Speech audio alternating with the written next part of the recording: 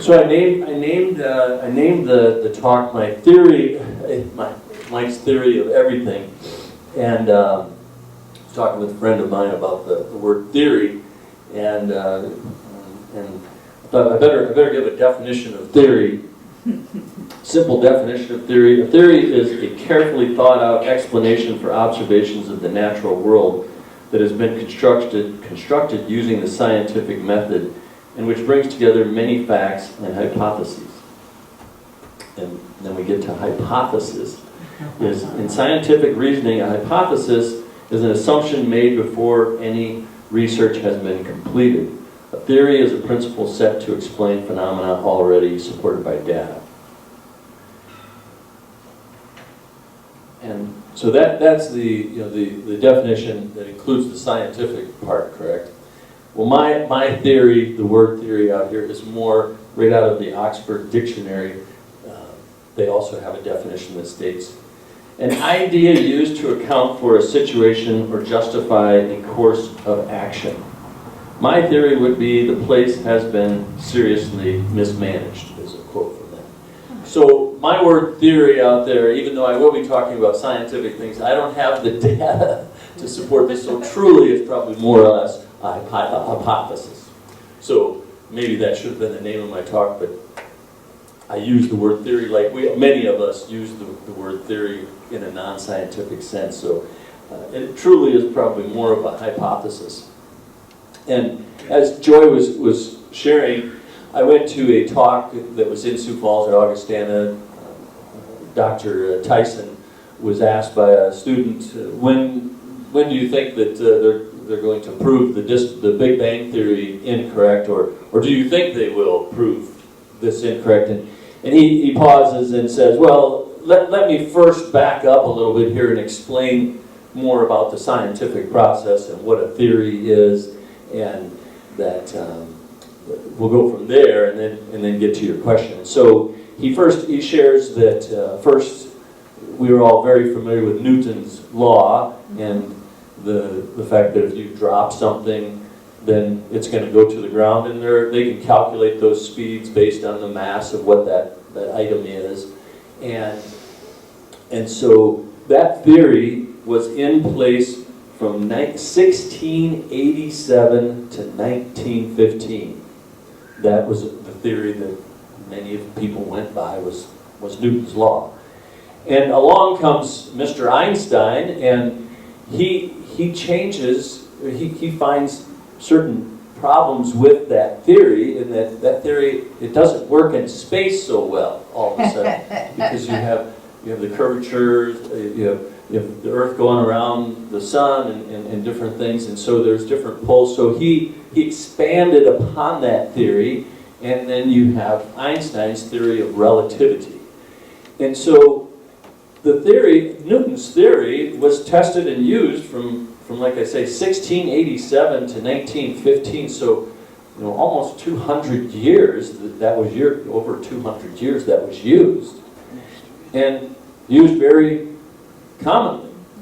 And then Einstein, and there were others that were involved in a lot of this research at that time, but came along and expanded upon that. And so that's the term that he used to the student, is he said, yes, someday maybe someone will look at the Big Bang Theory and they may expand upon it, but right now we are using the Big Bang Theory on a daily basis, and it may even be used on a minute-by-minute basis with computers and things to understand space exploration and items out in space. So will someone prove the Big Bang Theory incorrect? Possibly. They may expand upon it to make it even a larger theory. But as far as proving it wrong according to what is being shown daily, that's very improbable that would happen. And so that kind of brings me back, to yoga for me. I mentioned to you that I got involved in yoga due to back pain. I had back pain in my early 20s, and I didn't know what to do about this. I was getting active later in my life. I wasn't active in high school or anything, so I didn't didn't discover I had any back problems, and all of a sudden I started getting active and I started having back problems. I started running, I started playing volleyball, and my back was getting worse and worse, so then I would just keep switching sports, and that's how I got into biking, and how I met Greg at some point in time, is I changed over from running to biking, and then eventually biking started causing a problem too. But I would actually sometimes still go on these crazy adventures and still thought I was 15 or 20 years old, and I went skiing and really had a major problem with my back, and went into an orthopedic doctor who, I don't know his age, I don't even know his name, I can't remember who he was, but basically he told me, you know, at some point you are going to be probably in a wheelchair because your back is so much of a problem. The discs are so pushed together that eventually you're going to have surgery, and you may even be in a wheelchair. And you need to just lay down a lot of time. And at first, maybe I did start doing some of that, laying down more, but the pull of doing things would pull me out. I would do volleyball, I would do biking, and I did RAGBRAI later on in life and things. And my father suggested I go to a chiropractor because the medical society has decided there's nothing you can do, just take medication, was the message I got. Now, part of it may be my own fault. I didn't go get several opinions, which I highly recommend that we always get multiple opinions in the medical field. Just because one medical person tells me something doesn't mean that that's the opinion of the whole medical field. It's part of an issue that I think that I've seen. And so I went to a chiropractor after skiing, another skiing problem where my back was getting worse. And I think he exacerbated the problem. The first times I went to him, there was not a problem, but later it was exacerbated, and I ended up getting surgery. And it was not a major surgery, it was a microdiscectomy, so they clip a piece of the disc off. The disc is in between your vertebrae, and so I was pretty much in and out. And so from that day forward, then I thought, well, okay, now I'm better, I can do whatever I want. No, the back problem started continuing again. So what I do, like most of us, is I've got to find something to resolve this problem. And I came upon somebody, well, actually, my brother married a woman from China. And so I thought, well, maybe acupuncture would help me. And I found an acupuncturist in northern South Dakota back then. This is the 90s. That was the only person doing acupuncture that I'm aware of. And I drove 2-3 hours to go up there, and it seemed to work. And so I was like, well, this is the solution. I think I found my resolution to this problem. I also wanted to go overseas. I had this desire to go overseas. So I don't know if any of you have heard this story before, but so now that you can kind of see why I ended up in China. And I did end up, I was at a medical school where I ended up meeting my future wife. And I was getting acupuncture on a weekly basis from an acupuncturist at that hospital. And I still suffered with some of the problems with back pain. I never really felt like I was safe. That's one of the problems when you have chronic pain, and this is where I feel for anybody that has any type of chronic pain. There's always the concern that when is the next episode going to come? And so anywhere my wife and I would go when we eventually moved to Vermont, I'm like, where is there an acupuncturist? Where is there some kind of a massage therapist? Or can I go get a free massage? Are they giving out massages out at some fair or something like that? So it was always on my mind, just in case a major back problem had happened, or I could do some kind of prevention ahead of time. Well, while we were in Vermont, now I get to Vermont, my wife wanted to participate in hot yoga. And so I started going to hot yoga out there, and my back problems, I started just completely forgetting about back problems during that hot yoga. So I subscribed to it and decided I'm going to become a teacher, and I enrolled and became a teacher in that type of yoga. And so I found a lot of a lot of healing in this yoga. And over time, in being around the yoga field, the thing that started to concern me, especially having a wife who's a doctor, were certain things that would be said during yoga. Like in hot yoga, one of the big things is you're going to sweat out all your toxins.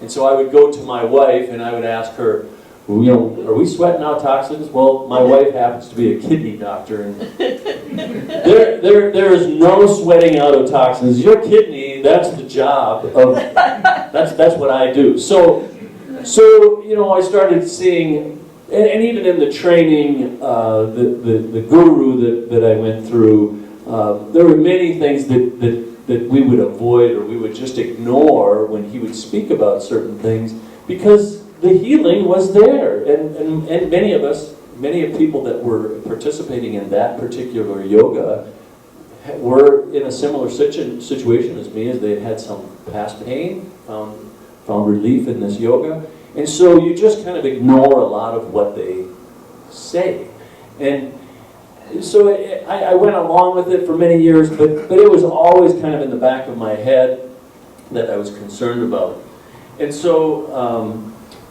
I finally, just a year ago, I like I say, I was not having very many problems, but during the pandemic, I started having a hip issue, so I decided I'm just gonna go to a physical therapist and see where they're at in this whole thing. And I had seen other physical therapists, but at first, the first person I saw was so I went and got a second opinion, and the other person that I worked with worked in many modalities. He did acupuncture, which in physical therapy they call it dry needling. He does cupping. He does acupressure. He does light manipulation that's maybe similar to what chiropractors do. A little bit of massage, and then to follow it all up, he gave me different exercises and routines to do and what to be careful of. So as I was going through this, I was thinking, why don't I find either him or another physical therapist that will go through all of the yoga, because I found something that works, but obviously there's something wrong with it. So why don't I ask him to go through the whole series, and he can certify me as a certified physical therapy yogi. Well, somehow I started looking around and I found a physical therapist that was already doing that. And she had a coursework, so I signed up for this coursework, and kind of just a little bit that I shared with you here, I ended up going through a 10-week program with her where she's gone through every posture and designed them to be safe for the body, and yet give you the movement the movement I need in order to keep my back keep my pelvis not tilted and help my back. So that gets into the expanding. So I kind of relate it back to Mr. Tyson or Dr. Tyson, in that he talks about expanding upon a theory, and so what I see with it is oftentimes that we get into something that helps us, and for me, like the yoga, and then I want to buy into that complete program, and yet there are things in that program that are not scientifically tested, and so there are different areas that people that practice yoga, one of the most recent things was a lot of the yoga people I know online are anti-vaxxers, and so this just started to concern me, and religion is another one that for me, I went to China with a Mennonite group, and when I went to China, prior to going to China, I was struggling with career things, and I wasn't married at that time, so I was trying to find a path in life, and I found a church in Sioux Falls, Our Savior's Lutheran Church, and I was an avid member there, and I decided that I wanted to, if I am a Christian, then I want to go take that Christianity and live this, and just participate in the Christian life to the level that I had already kind of thought about going overseas to do work overseas. And so I did join with the Mennonites and went to China. And it wasn't very long. It was almost within, to be honest with you, it was probably within my first month when I moved to my location that I decided I don't agree with the Christianity that this person that I'm working with prescribes to. And so it really, over that 2-year period, I was drifting further and further away from Christianity. And by the time I got back to the United States, I had decided I am an agnostic. I am not a Christian.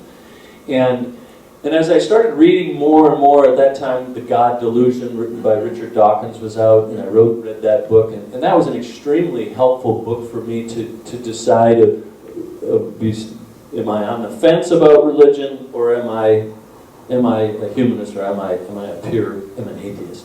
And so after reading that book, it was very clear to me that I am an atheist. I find that over and over that the proof that comes down, the proof that we're seeing in science, the proof that of every day verifies to me that atheism was the right choice for me. And the freedom that I have found from being an atheist, I think it's just so incredible, and that's why I like what this last reading talks about, is the freedom that one has when I don't somehow ascribe to a sentient being outside of human existence making decisions in life or making decisions of the universe. The universe is a growing, living, somewhat of an organism, but it is not sentient. It's not a thinking. We are thinking individuals, and we're so lucky to be thinking and sentient. I don't see that the universe is thinking. It has any direction in mind of what it wants me to do. There's a lot of luck in life, but there is compassion in life, and there is the pull of society to continually want me and all of us to take care of society and not take care of ourselves first. So kind of, I hope I'm kind of making some sense here, but I feel like we come along with certain ideas in human existence, and I think the belief in God was one that was needed at a certain time for human existence, when we had such little understanding of what was happening in the world. And one of the other books that really that was important for me was Homo Sapiens. It was written, I have his name written down here, Harari. It was the gentleman that wrote that book, and he talks about how religion, in some sense, he believes, and there's the theory that saved human beings and allowed human beings to form in larger and larger groups than just the tribal groups that they had formed previously. So I don't disrespect religion. I think that religion and belief in God has helped human existence and has helped many human beings. And as we've brought science and a scientific method and things, I see that we can expand upon those original beliefs, and there are items within religion that are very helpful. Meditation and quieting the mind and finding out and just paying attention to what's within me. Yoga, taking care of my body in a very casual and not so rigorous, overly rigorous way that harms me. And I think that we live in a time where most alternative types of items have probably, and this is something I haven't had the chance on doing, but there are always going to be alternatives that come about. And I have just decided for myself that I will try an alternative if it is not threatening me in some way. And I will especially try it if it's gone through some type of a scientific process, like with this physical therapist I go through that does acupuncture. If it's gone through the scientific process, then yes, I'll try it. Now before, I tried it before all of this, and it wasn't as available, but I think that we live in such an exciting time that the medical society is bringing many of these other alternatives in and testing them, and I see that the time is going out, but just one thing I wanted to add at the very end was another favorite person of mine is Professor Feynman, and he states, "You have no responsibility to live up to what other people think you ought to accomplish.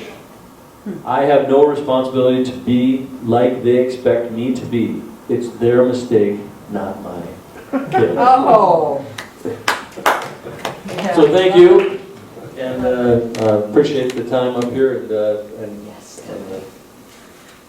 yeah, thanks.